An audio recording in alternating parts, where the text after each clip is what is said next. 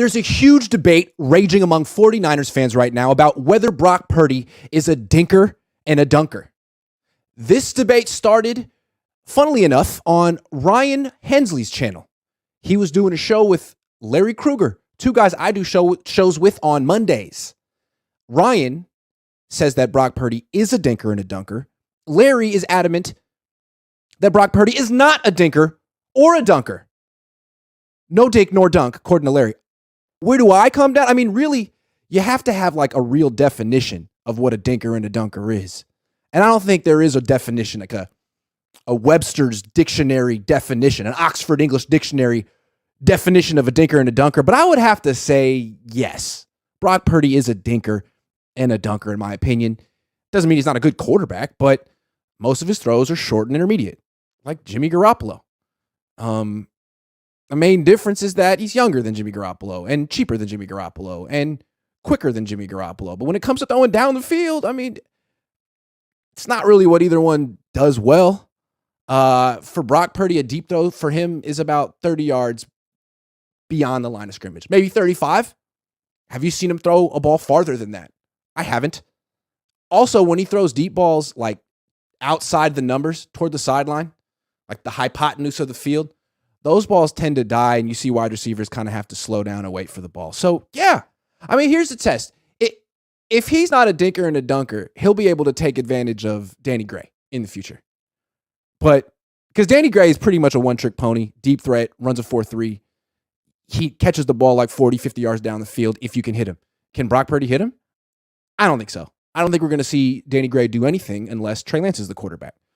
Does that mean Trey Lance is better than Brock Purdy? No. Does it mean Brock Purdy's a dinker and a dunker? Yeah. It also means there's a physical limitation with Brock Purdy.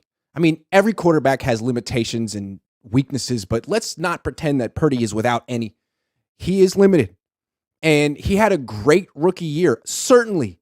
But he also was on a great team. I mean, how many rookies in the history of the league got to play for a team like this? And Purdy never would have played for this team. He was forced into action because of injury. Most rookies don't get to play for a team like this. All-pro left tackle, all-pro wide receiver, all-pro running back, all-pro fullback, all-pro tight end, and the number one defense in the league. Like, yeah, he was on a really great team.